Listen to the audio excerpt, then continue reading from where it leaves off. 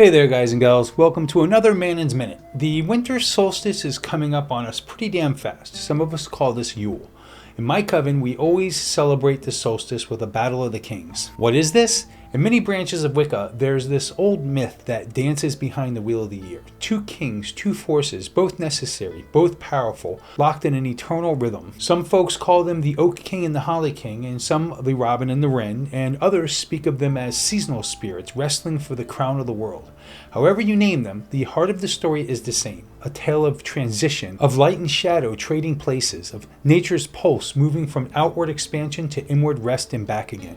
It's not really a battle in the Hollywood sense. Nobody's swinging swords on hilltops while lightning cracks behind them. Instead, imagine it like the changing of the guards at the gates of the year. One king steps forward with a kind bow as the other steps back with a knowing smile. Each knows his season, his time, his purpose. There's harmony woven into the struggle, not chaos. Traditionally, many Wiccans place this exchange on the solstices, the longest day and the longest nights. That's where the myth was popularly anchored. At Yule, the winter solstice, the Oak King overcomes the Holly King as the sunlight begins to return, and at midsummer, or the summer solstice, the Holly King quietly overtakes the Oak King as the days begin their slow journey back towards darkness. There's beauty in that interpretation, and it serves people well. But here's the thing. Wicca has always been alive. It breathes, it adapts, it listens to the hearts of the people practicing it. And some of us, myself included, look at the rhythm of the natural world and feel the story tugging in a slightly different direction. Because if you really think about it, the solstices aren't changes so much as extremes. They're peaks, they're the edges. At Yule, the light is as thin as it will ever get. At midsummer, the sun is at its fiercest. Those points are glorious, yes, but they're not the actual moments of balance or tipping. They're the pauses before the year exhales and moves again. The equinoxes, though, now those are the real pivot points. On the equinoxes, the day and night stand shoulder to shoulder, equal partners, neither ahead nor behind. It's a level playing field, a cosmic moment when neither king holds an advantage. That to me feels like the true hinge of their mythic clash.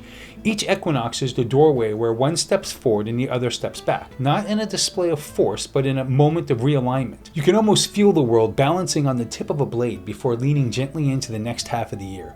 So to me, the equinoxes make more sense. Let me put it plainly. The equinoxes are when light and dark literally meet face to face. They're equal. They're actual tipping points where the world says, all right, enough of that, let's swing the pendulum the other way.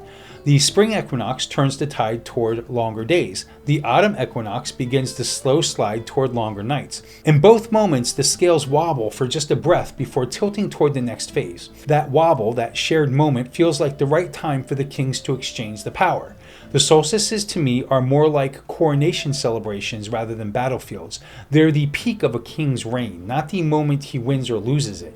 When the sun stands still, which is literally what solstice means, that doesn't feel like a struggle. It feels like surveying the kingdom from the highest tower. But the equinoxes, that's where the shift happens. That's the heartbeat flip, the turning of the tide, and the myth in its poetic simplicity seems to fit more naturally right there. So what if we reframe this story a little? When we shift the story of the kings to the equinoxes, the wheel of the year gains a slightly different but wonderfully intuitive rhythm. At the spring equinox, the Oak King rises, not triumphing at his weakest point, but stepping forward as the light truly begins to grow. He's the champion of expansion, of budding life, of lengthening days. That surge of newness that fills the world in spring, that's Oak King energy all the way. And it makes sense for him to claim that throne right when that momentum begins. At the autumnal equinox, the Holly King steps up, not as an afterthought, not hidden behind the golden blaze of Litha, but as the rightful ruler of the retreating sun. The world begins turning inward. Shadows stretch, the air cools, the harvest whispers of endings and rest. This is the Holly King's domain, measured, introspective, protective. He's not the villain, he's the guardian of the dark half, and the one who leads us into stillness. By letting the equinoxes act as the handoff moments, both kings appear right on cue with the energy they've embodied. It's clean, it's elegant, it just works. And ritually, it kind of opens a new layer as well. Imagine standing in a circle at an equinox, feeling the air perfectly balanced between warm and cool. The wind doesn't know whether to warm your skin or bring a chill. You can sense the pull in both directions at once. Now, picture acknowledging the kings in that moment.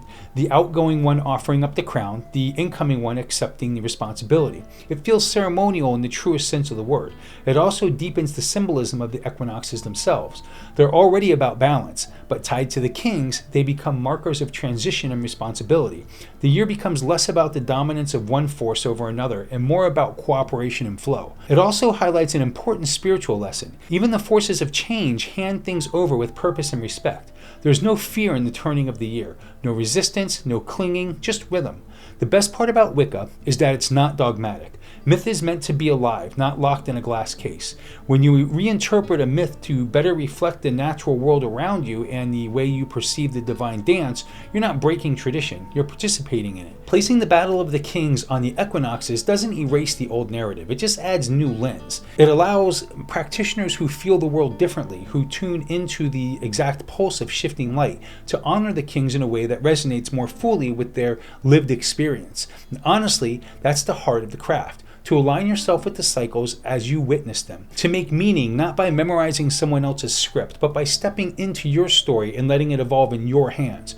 Whether you picture the two kings meeting on a frost-kissed morning at Yule or on a perfectly balanced twilight at the autumnal equinox, the myth itself reminds us of something timeless. Everything changes, nothing stays still, and each phase of life, bright or shadowed, has a king worthy of the crown. For me, the equinoxes feel like the truest expression of that truth. They're honest, they're literal, they're the actual tipping points where the world changes direction. And so, they are where the kings make the most sense handing the world from one to the other. But the beauty of Wicca is that you're free to feel it your own way. If your heart hears the clash of the kings at the edge of winter, wonderful. If your intuition whispers their exchange at the moments daylight and darkness are equal, that's wonderful too. What matters is that the story keeps breathing, keeps teaching, and keeps guiding us as we walk our winding paths around the sun.